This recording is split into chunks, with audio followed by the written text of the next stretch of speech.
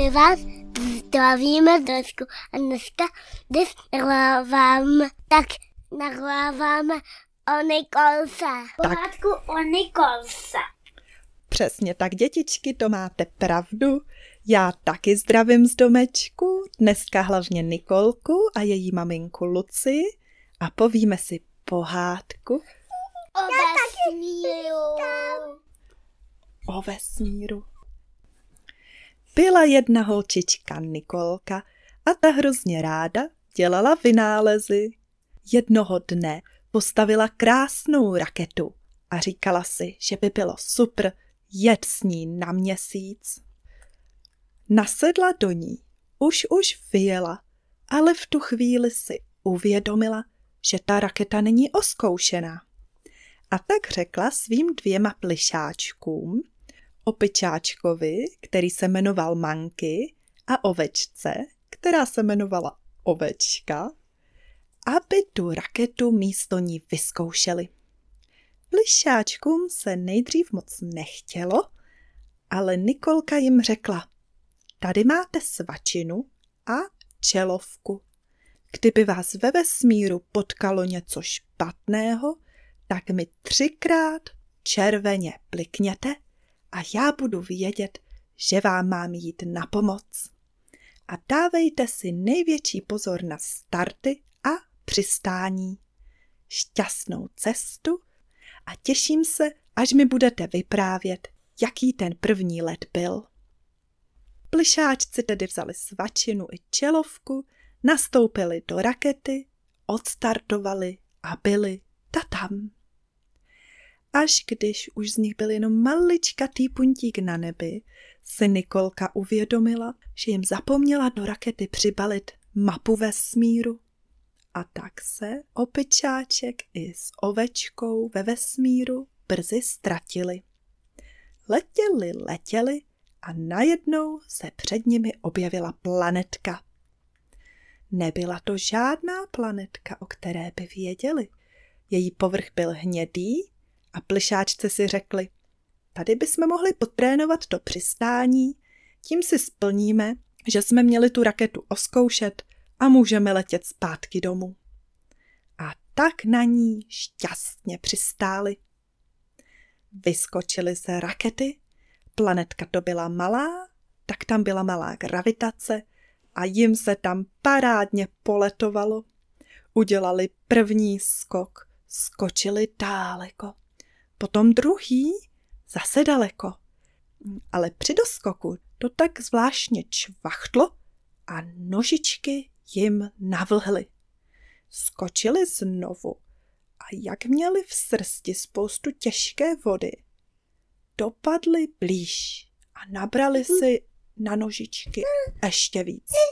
Potom skočili znovu, nabrali si na nožičky ještě víc. Skočili znovu, to už byl jenom kousíček, protože byli najednou těžký. A pak ještě jednou a to už jenom tak pohupli. A pak naposledy a to už nožičkami zůstali úplně uvězněný na povrchu planetky. Ona se totiž, ta planetka, nejmenovala Pluto, ale bláto. A v tom blátě jim úplně zapadly nožičky a nemohli se ani hnout. Co budeme dělat? Zeptala se ovečka.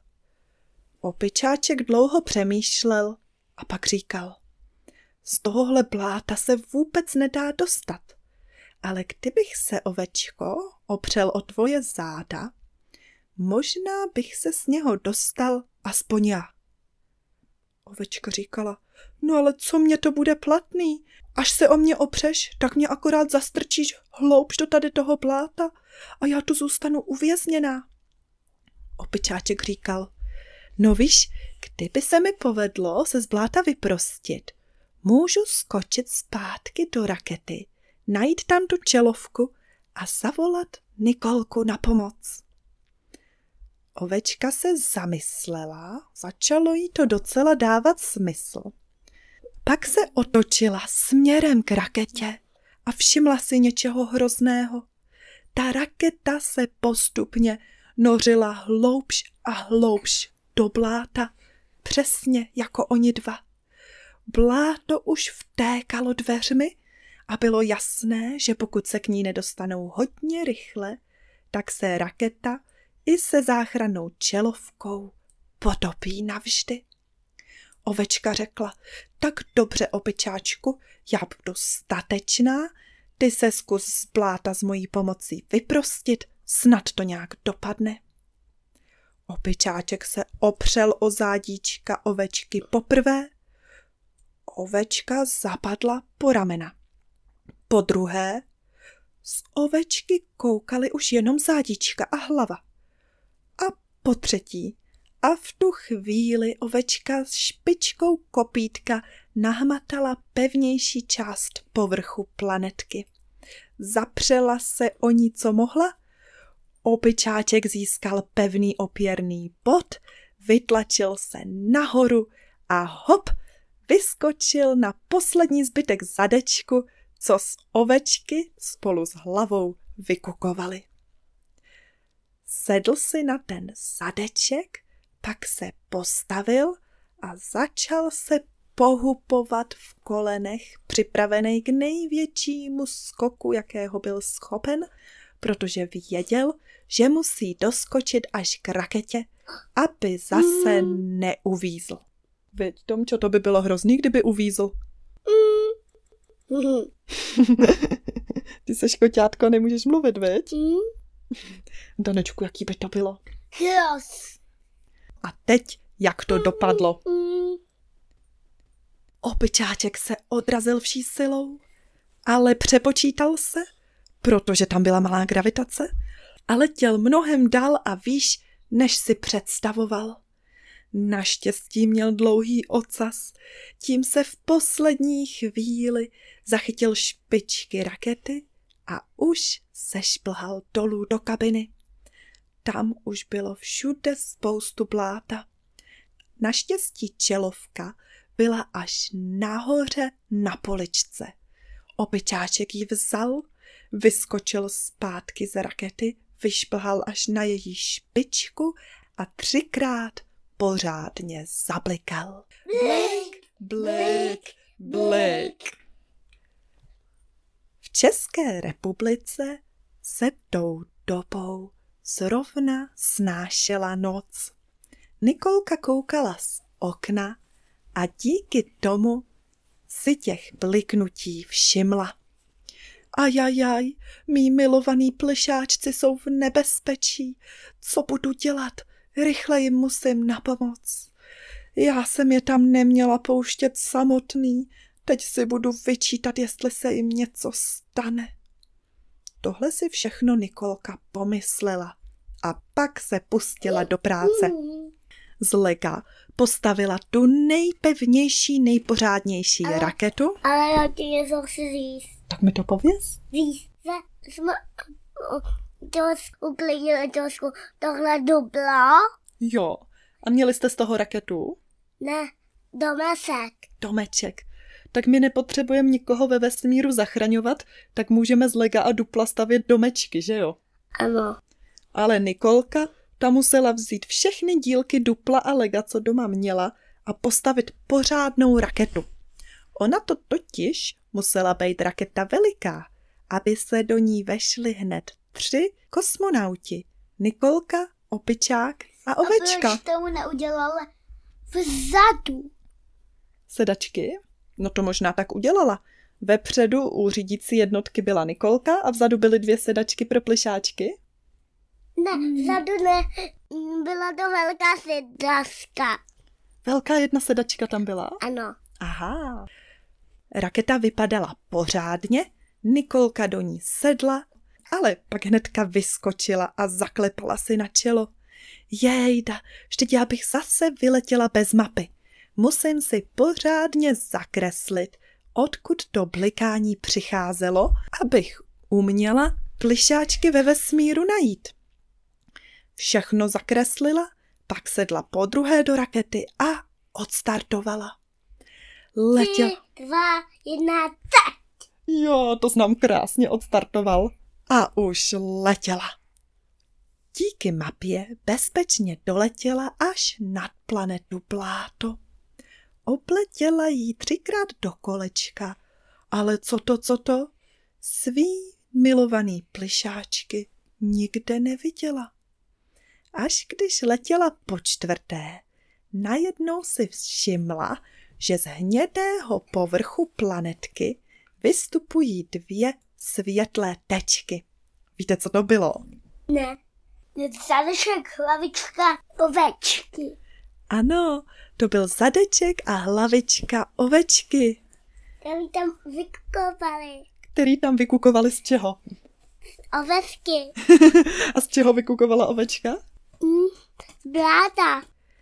Jakmile si ji Nikolka všimla, hned chtěla přistát a zachránit jí. Ale pak si uvědomila, že by možná přistávat neměla. Za prvé na to ta raketa není oskoušená a za druhé musí být nějaký důvod, proč nevidí raketu opičáčka a ovečky, jestli ono se při přistání něco nestalo. A tak místo toho navedla svoji raketu těsně nad povrch planetky a spustila dolů 2 provazové žebříky. Na jeden hnedka... Zvládla udělat z dubla a leda. Ano, a provázku, veď?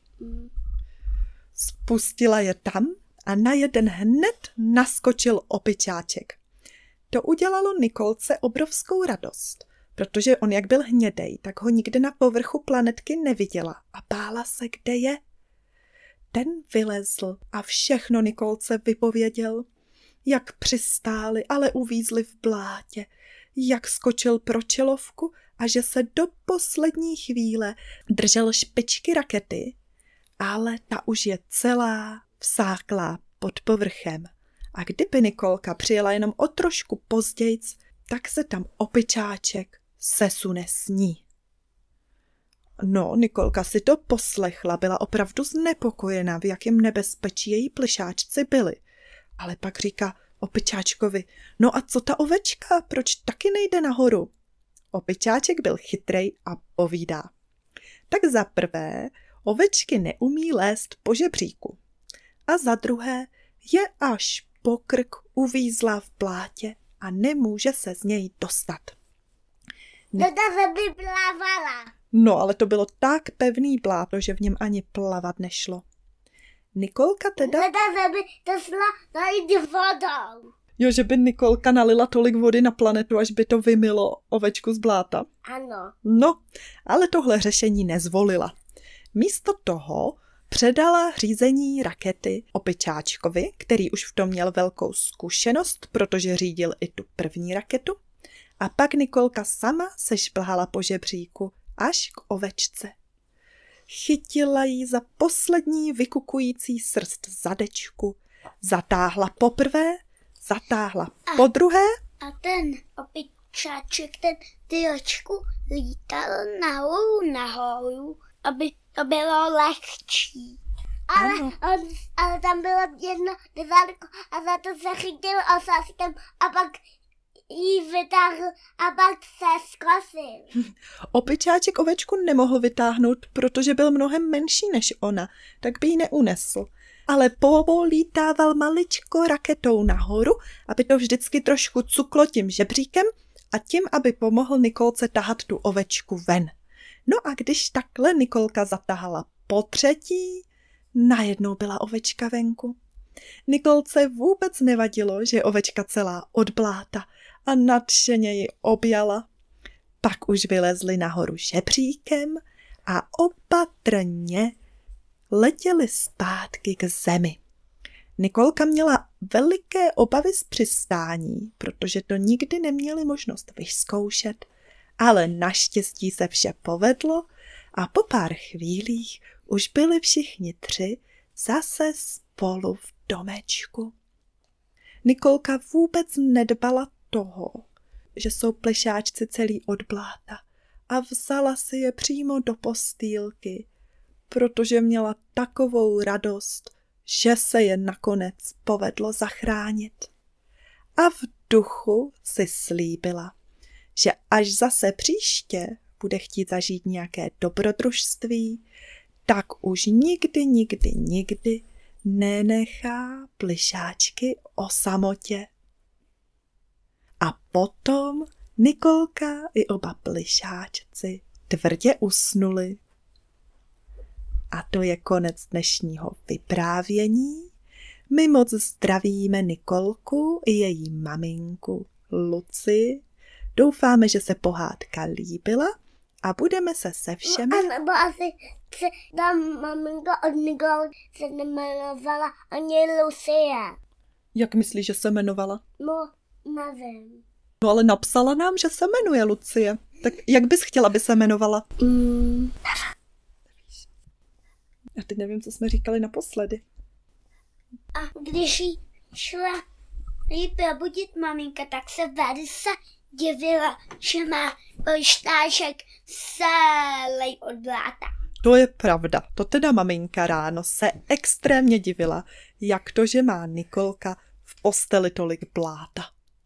Tak. A teď už všem přejeme dobrou noc. Nebo dobrý den. Záleží, kdy naše pohádky posloucháte. Teda, Danečku, to jsi řekl úplně vyspěle. A my máme na závěr ještě jednu zprávu. Plánujeme objednat druhou várku triček, takže kdyby někdo další chtěl tričko pohádek z domečku, buď v dětské nebo dospělácké velikosti, tak nám prosím napište na pohádkyzdomečku@gmail.com. Tak Kom ne. Kom jo. Proč ne kom? Domčovi se to sice nezdá, ale kom tam je. Tak ahoj.